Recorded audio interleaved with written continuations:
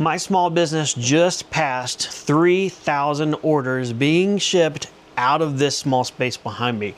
So what I want to do is share with you my top tips and things that I wished I knew around the world of shipping and order fulfillment before I ever started my business.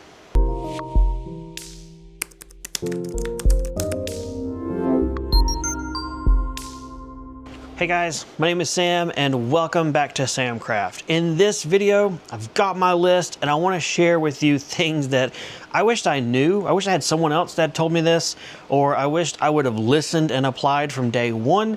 That would have saved me time, headache, hassle, and money all around shipping.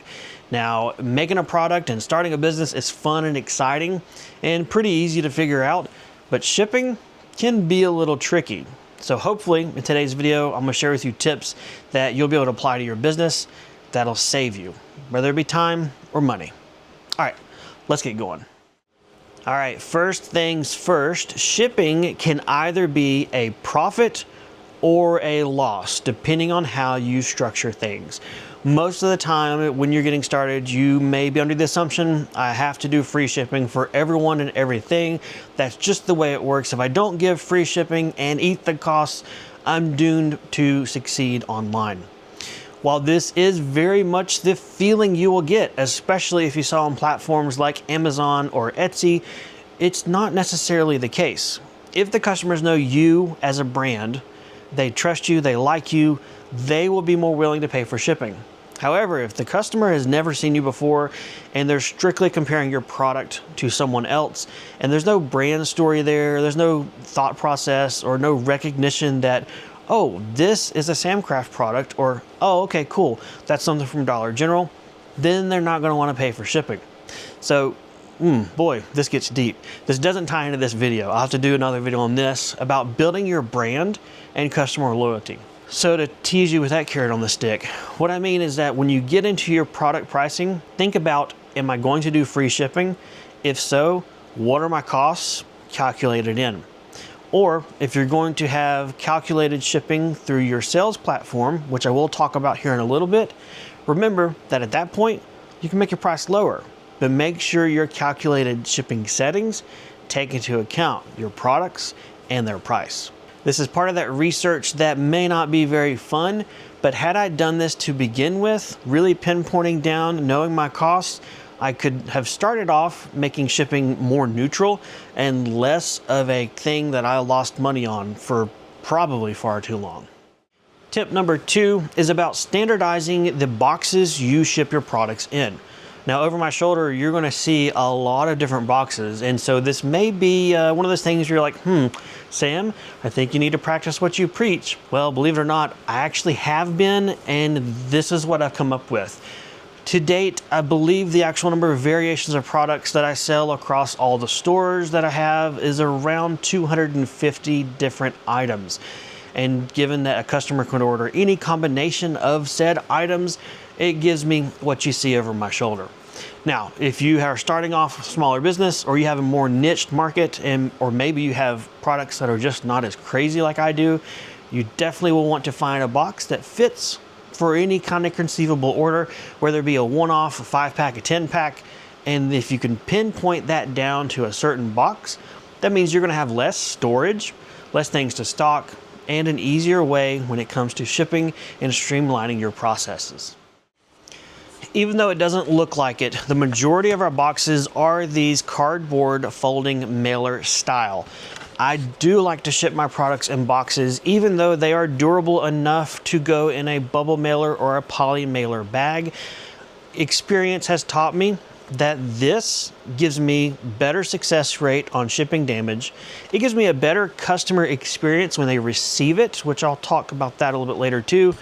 And it's honestly not a whole lot more expensive when I price this versus the bubble bags. This is a poly mailer that I'm talking about, and you can find these pretty affordable and cheap.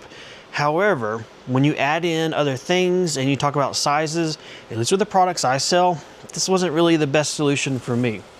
Again, thinking beyond just the price and sticker point of shipping and more along the lines of the customer experience. So one question I get all the time is, how do I handle my custom packaging, branding, swag, or any kind of merch with my customer orders without a huge investment up front or going broke?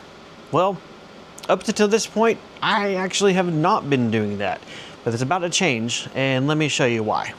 So lately, I've been using a product called the Lien PixCut S1, and honestly, this thing is pretty awesome when it comes to creating my own custom merch, swag, or product packaging add-ons. What I've been doing is adding some custom Samcraft stickers that go into every order, but instead of ordering like 500 at a time, I'm just making exactly what I need when I need it and customizing it depending upon the order, the season, or my own personal desires. What's really cool about this machine is it's not just a printer, but it also prints, laminates, and cuts all in one machine to do it all with very minimal supply needs and very small footprint. I don't need a second machine for cutting it once it's done. There's no alignment, no messy inks, and honestly, this is perfect for my very full workshop in my small business uses, but also, since this machine is super quiet and compact, it could very easily live in a home office, inside your home, or anywhere you need. You literally just drop your design into the app and it auto detects the edges and cuts it out clean. You have full control over your image size, location, placement, rotation, and also control over the border that cuts around your image. In my case, I used AI to generate some pictures, but the edges weren't very clean. I was able to use the app's AI background removal feature, clean those up, and then adjust the border to get the precise border for the cut around the stickers that I wanted. For me, the biggest value of a machine like this is flexibility. The price per sticker may be higher than bulk orders, but a machine like this allows me to get completely custom and creative. I'm not stuck with a shelf of 1,000 of the exact same sticker. I'm able to change designs, switch logos, run seasonal stuff, or even do custom orders, all without committing to a massive bulk purchase or investment up front. In a small business, you have got to be adapting, changing, and adjusting things all the time. We're not mass manufacturing big corporations, and we are still usually figuring out what works and changing with the flow. Having a machine such as this allows me to do just that, and that is pretty awesome. As far as the sticker quality, these are not cheap, flimsy little junkety junks. They are laminated, waterproof, scratch resistant, so these will actually hold up like legitimate retail stickers. One really cool thing though is, unlike decals, which are much more permanent, these are easily removable when you want to take them off. In this instance, I use the app to create and print and cut my own sticker for the back of my phone. I was pretty amazed at all the different phone models they had pre-built into their app, but I found mine, plopped an image on it, print it, cut it, and put it on my phone. But what I was really happy about is when it came time to take that off my phone, it was very easy to do and didn't leave behind any messy residue, stickiness, or problems coming off. This is great for an application such as this, but also if you like to do scrapbooking, crafts, things like that, and you want to change it up, it's nice to have something that is removable when you want to take it off and doesn't destroy whatever it was stuck to. If getting into the AI characters is your thing, you're gonna like what I'm about to show you. Inside their app, they have a lot of different AI options to take an image and convert it into a stylized AI image. Whether it be Lego figurine, which I tried, didn't work too well, but that might just be me, or the Simpsons figurines, or a ton of others, they've got it built into the app. So if that's your cup of tea, they got you. It's actually pretty cool and a lot more feature rich in that app than I was originally expecting. So if you're running a small business like I am, or you just want to get a better control or start to actually provide custom branding, maybe some sticker swag or merch with your orders, I think you'll be happy with this machine. If you're interested in it, there's a link down below to the machine along with a discount code if you want to check it out. Otherwise, let's get back over there and continue answering your most commonly asked shipping questions. Next up, let's talk about the actual weight of your packages and how you determine that. Now, when you're shipping, the easy thing may be to go with a flat rate option. If you ship in the US and you use the United States Postal Service, you're going to be tempted to see these flat rate boxes out there, and even more tempted to know that you can get those boxes for free as long as you ship that way. However, that is probably the most expensive way to ship an item. And if you're in a business situation, which I would assume you are, if you're here watching at least, you don't want to do that. So instead of going that route, get a postage scale, invest in that so that you can start weighing and measuring your packages exactly and correctly to save the most amount of money for your customer if they're paying for the shipping, or yourself if you're offering free shipping. This inevitably leads into the question of where do I purchase my shipping labels? Currently, I'm selling my products on Amazon, Etsy, eBay, and my own personal website. I also do some other sales on social media platforms, but basically they funnel into, we'll say, two different areas: my Shopify website and then my Etsy store. With both of those, when it comes to purchasing shipping labels, I use their integrated shipping options. If I sell it on Etsy, I ship it through Etsy. If I sell it on Shopify, I ship it through Shopify. This allows me to keep things very simplified through tracking information and customer communication, but it also usually gives you the best price because these are larger companies, being Etsy or Shopify, and they've negotiated discounted rates for carriers if you use them. So it's definitely in your interest across the board to use those integrated shipping options. While it may be tempting at first to think, I don't know, I don't want to learn this new stuff, I'll just take my product and go to the post office and buy my label there, I will guarantee you that's the most expensive option you can do, and it's not going to be good for your bottom line. Next up is how you can think about offering free shipping strategically. So most online sales platforms, we'll say Etsy for an example, they will either reward you or possibly penalize you based upon whether you offer free shipping or not. There's clear evidence out there, and Etsy probably also will tell you this, that if you offer free shipping, you'll get more sales. Usually that means they will promote your products higher than your competitors if they don't do free shipping and you do. Now this is great, and it's something I do on my own shops. However, you've got to think strategically about this, especially when it comes to pricing your product. Let's say your threshold for free shipping is $35 on Etsy. It means if I have a product or a sell amount and it is $35, the customer gets free shipping. Well, now when you're pricing your products, let's say you have a product and you have calculated the best sales price is $35. Well, keep in mind, if anyone buys that, and depending on where you ship, you're going to have $35 sale minus that shipping. One very common way to work around this that I've seen others use is to price your product right below that threshold. So you have $35 set up as your threshold for free shipping, but you have products priced at $34. This may be seen as working or gaming the system, but if you do it, you're just among company that are doing that as well. Because as small businesses, we've learned that shipping hurts, and if you have the free shipping enabled, you can price your products below and then have the customer pay for shipping if they're below, or entice them to order more. Now, as a customer, this may sound really dirty, and I can totally see how it would come across this way. But in the end, business is business, and a business has to make money to stay alive and keep the lights on. And this is one way you, as a seller, could do that. I say could. I'm not going to say whether you should or not, because that's your ethical dilemma, but it is one option that I've seen a lot of people do.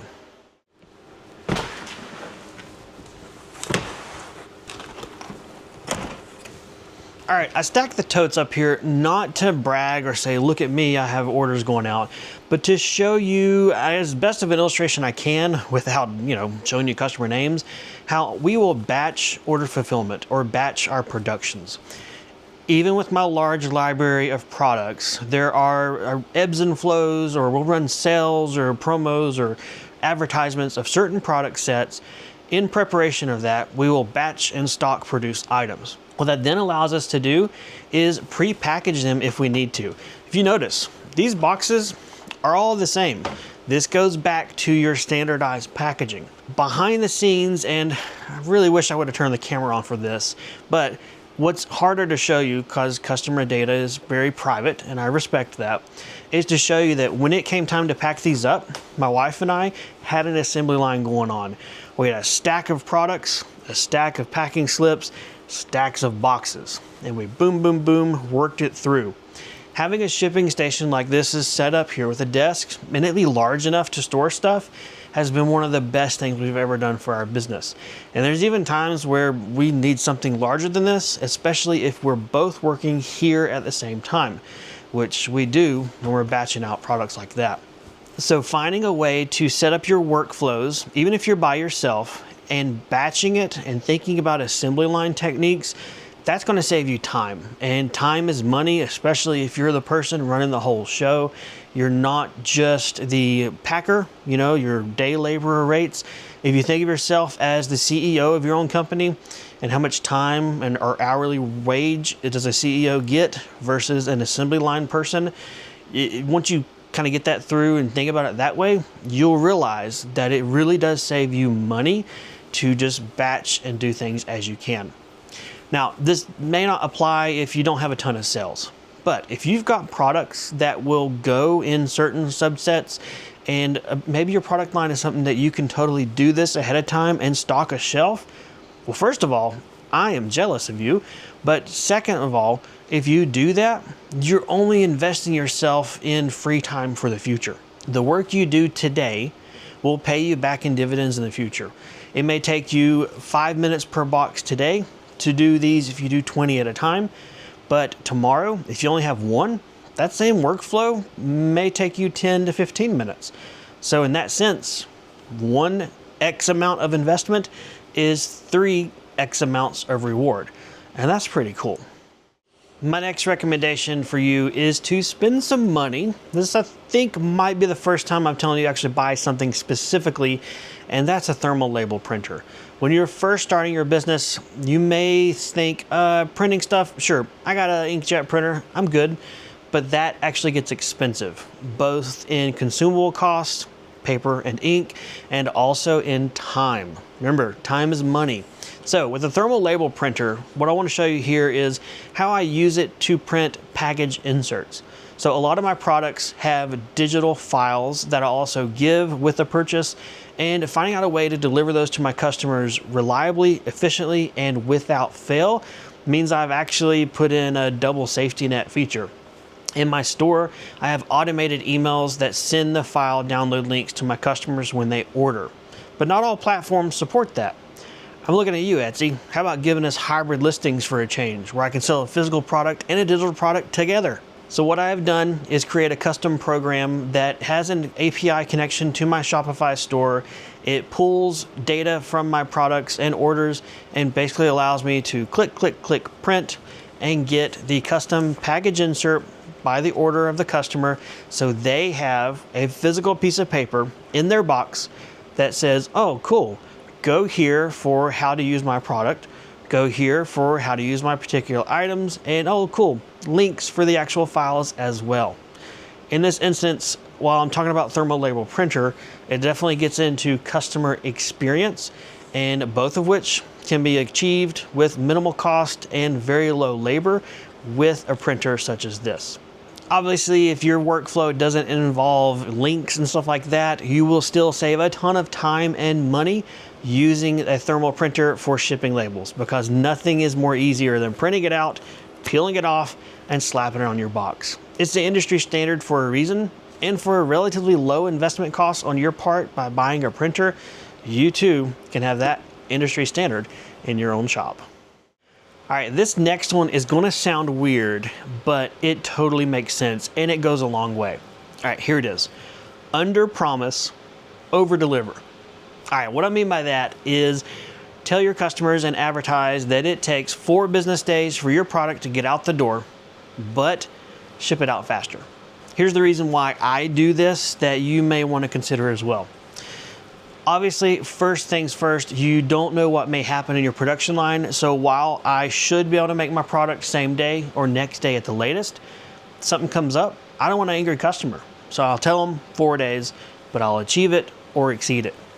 The other reason, and this is very important for online selling with Etsy or other shop platforms, I guess you could say, marketplaces might be a better term. They may have a vacation mode or pause orders feature, but don't you dare ever use it. They will squash you like a bug and you will have a hard time recovering your sales. Instead, since it's a small business and we kind of like to take time off sometimes, I have my shipping time frames kind of extended on those marketplaces, maybe 5 or 6 business days. And what that allows me to do is have the time to give myself some time off, whether it be through the weekend, whether it be if I want to go on a trip during the week or something like that, yet still fall within the correct processing timelines that I advertise, and the customer or the marketplace never knows that I was actually on a vacation. Now, of course, this means I don't take long vacations, so this may or may not work for you, but it is one way that I've allowed myself to give myself a break when it comes to fulfilling orders without having to upset customers. Now, like I said, most of the time my orders are going out very quick. Next day, following day, very quick. And at that point, this whole under promise, over deliver becomes a good customer experience. My customers are expecting if I order the product on Monday, I hope it ships by Friday.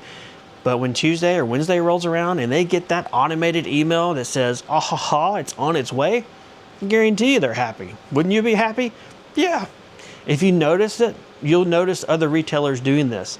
Even on Amazon, you may notice this as well. And there's a good reason, because it works for the business, for the owners, and for the customer. This next one is something that you probably have already heard about, run into, or thought about, especially with recent events. And that is international shipping, tariffs, duty fees, and all that other kind of stuff that we honestly hate to think about as business owners. Right now, I funnel all of my international sales into my Etsy shops. The reason I do that is Etsy has a really good grasp and automation of all those fees, taxes, and everything that's needed that they handle for you. Even though I sell on Shopify, in order for me to get that same level of I know everything's correct, I have to spend extra money for additional plugins, and I don't really want to do that. When I was starting out my business and shipping online, I didn't really know that the taxes and import fees were a thing, or more importantly, weren't being collected by Shopify or whatever when I ordered my shipping labels.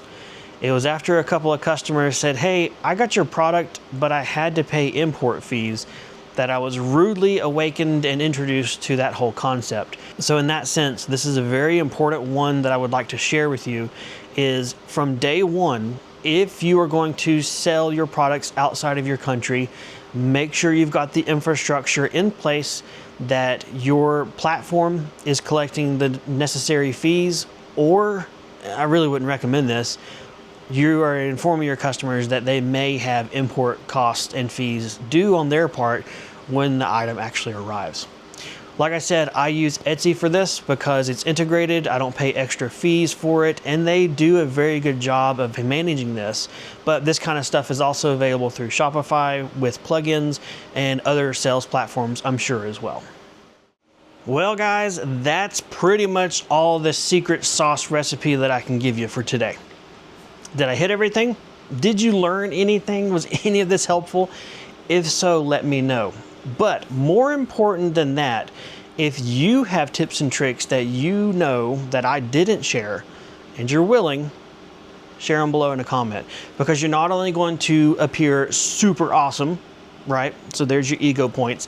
You're not only going to show me up, ego points number 2, but more importantly, you're going to help others, which is very important in this life. We're only just a bunch of people out here trying to people around in this world, and it's hard enough as it is. And there are so many of us on this planet that we don't have to nitpick and just gatekeep stuff. Not all of it, right? There's your secret sauce recipes you don't want to give out, but still, stuff around shipping that could help others, why not? All right, regardless, I'm glad you're here. Thanks for watching. If you got any questions, you know what to do, and I'll see you guys next time in the workshop. And order fulfillment. Mostly just the order fulfillment though. So, yep. Dadgum this floor. Don't ever build your shop on a wood floor.